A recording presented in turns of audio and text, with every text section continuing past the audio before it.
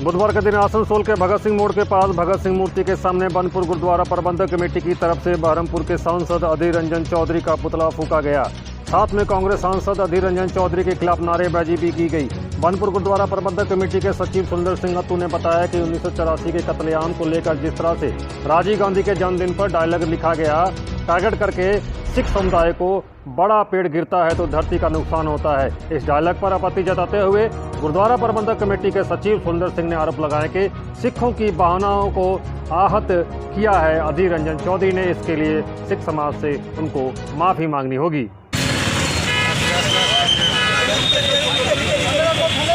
का आंदोलन जो था गुरुद्वारा प्रबंधक कमेटी बनपुर और हमारे पश्चिम बंगाल की सिख अवाम की तरफ से था, जो हमारे बहरमपुर के सांसद अधीर रंजन चौधरी जी ने 21 मई को दिन, जिस दिन हमारे पूर्व प्रधानमंत्री राजीव गांधी का जिस दिन पुण्यतिथि थी, उस दिन उन्होंने लगता है कि राजीव गांधी को आत्मा को खुश करने के लिए या कांग्रेस पार्टी को फिर से जागरूक करने के लिए जो सिख विरोधी बयान उन्होंने अपने ट्विटर हैंडल पर दिया कि जब एक बड़ा ब्रिज गिरता है तो धरती पे कंपन होती है। ये जो बयान 1984 में जब हमारे भूतपूर्व प्रधानमंत्री इंदिरा गांधी जी की मौत हुई थी, तब राजीव गांधी जी ने दिया था। उस वक्त इस बयान को लेकर लोगों ने जो उत्पात भारतवर्ष की धरती पे किया था, जिसका परिणाम आज हमारे सामने है और सारे भारतवर्ष ने देखा था कि करीब 30,000 सिखों को उस टाइम उस बयान को मद्देनज़र रखते हुए लोगों ने भड़काया। जो राजीव गांधी ने 30,000 सिखों का उस टाइम कत्ल किया गया था। दोबारा उसी बयान को फिर से जो अधीर रंजन चौधरी जैसे सांसद जो हमारी जनता के प्रतिनिधि है, उनके मन में जो सिखों के प्रति जो जहर था वो उस दिन फिर से बाहर आ गया कि वो चाहते थे कि दोबारा फिर से क्या वो 1984 को दोबारा फिर दोहराना चाहते हैं। इसलिए हम चाहेंगे कि आज मीडिया के मार्फत से हमारे देश के महामहिम राष्ट्रपति जी और हमारे लोकसभा के सांसद और भी जितने हमारे प्रतिनिधि जनता के सांसद हैं, कम से कम इसका विरोध करें और ऐसे सांसद को इस पद से उतारे कि जो एक कम्युनिटी को टारगेट करके इस तरह का गंदा बयान देते हैं कि दोबारा फिर से दंगा भड़काने की क्या कोशिश कर रहे हैं। ऐसे ही हमारे देश के जो आज हालात है कि इतने दर्दनाक और इतने भयानक हो चुके हैं कि हर जात दूसरे जात के विरोध में करने के लिए जो हमारे नेतागण जो इस तरह का षड्यंत्र रच रहे हैं, आज उसका हिस्सेदार हमारे पश्चिम बंगाल के सांसद बहरमपुर के जो अधीर रंजन चौधरी जी ने दोबारा इस तरह का बयान दिया अपने ट्विटर हैंडल पे। और उनका सबसे बड़ा बयान जो था कि बचकाना, वो कहते हैं कि मेरे ट्विटर हैंडल की जो आईडी है उसे किसी ने हैक कर लिया था। हैक करके मेरी आईडी के ऊपर में इस तरह का बयान लिखा गया है, लेकिन 5 मिनट के बाद देखा जाता है कि वो बयान को वो डिलीट कर देते हैं। तो यहाँ वो उनका जो दोगलापन या जो उनका बचकाना बयान था वो सारा सामने आया। इसलिए वो जनता से माफ़ी मांगे और पूरी सिख कम्युनिटी से माफ़ी मांगे। आज यहाँ से शुरुआत हुई है, इस तरह के आगे और भी धरने प्रदर्शन होंगे और उनको उनके पद से हम उतार के ही छोड़ेंगे और उनको माफ़ी मंगवा के ही छोड़ेंगे। 1984 का जो सिख कत्लेआम इतना बड़ा हुआ हमारे भारतवर्ष की धरती पे, अभी तक कांग्रेस पार्टी की तरफ से और ना ही नेहरू परिवार की तरफ से किसी ने भी माफ़ी मांगी है। और सबसे बड़ा जो कातिल था सिख विरोधी दंगों का कत्लेआम का, वो राजीव गांधी था, जिसके डायलॉग को फिर से हमारे अधीर रंजन चौधरी जी ने दोबारा रिपीट किया 21 मई को राजीव गांधी की पुण्यतिथि में कि जब एक बड़ा पेड़ गिरता है तो धरती पे कंपन होती है। इसलिए हम आज उनकी निंदा करते हैं और उनका विरोध करते हैं। पुतला जलाया, आज हमने अधीर रंजन चौधरी का पुतला जलाया है। उसके जो ये गंदा बयान था, जो सिख विरोधी बयान दिया जो उन्होंने, और दोबारा वो लगता फिर से चाहते हैं कि सिखों का कत्लेआम हिंदुस्तान की धरती पर हो। इसलिए आज हमने उनका पुतला जला के अपना विरोध दर्ज कराया भगत सिंह चौक पे।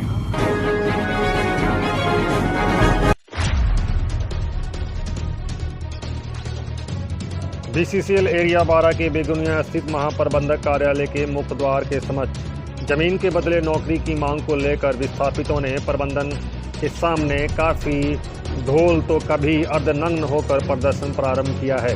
अपनी जमीन को खोने के बाद नौकरी की मांग को लेकर विस्थापित पिछले 24 दिनों से महाप्रबंधक कार्यालय के समीप धरना प्रदर्शन पर बैठे हैं। अब इन विस्थापितों ने धरने के साथ नाना रूप के साथ प्रदर्शन करने पर मजबूर हो रहे हैं। इसके बावजूद भी प्रबंधन के कानों पर जू तक नहीं रेंग रही। अंत में इन लोगों ने फैसला किया कि अब रेल स्ट्राइक के साथ अपने परिवार के साथ भूख हड़ताल पर बैठने पर मजबूर होंगे। इस दौरान बोडरा क्षेत्र के विस्थापित सचिन गोप, अर्नब लायक, विवान दत्ता, नारायण दत्ता, भोलानाथ गुरई, सौबित मुखर्जी आदि मुख्य रूप से उपस्थित थे। ধর্না এখানে আমাদের ডিমান্ড আছে দুটো মাইন্সে ইস্টার্ননগর আর দামাগুড়িয়াতে কয়লার ভান্ডার থাকা সত্ত্বেও বিসিসিএল ম্যানেজমেন্ট ইচ্ছাকৃতভাবে দুটো মাইন্সকে বন্ধ রেখেছেন। আমাদের ওখানে বিঘার পর বিঘা জমি কেটে নিয়ে শেষ করে দিয়েছে, আর 4-5 বছর আগের থেকে জমি কেটে শেষ করে দিয়েছে।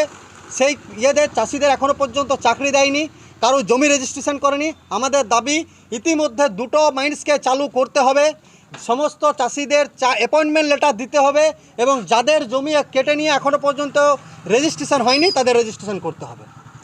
আগামী দিনে কি আমাদের ধর্না যতদিন পর্যন্ত না আমাদের অ্যাপয়েন্টমেন্ট লেটার পাচ্ছি বা রেজিস্ট্রেশন হচ্ছে, আমাদের ধর্না অনির্দিষ্টকালের জন্য চলবে। এবং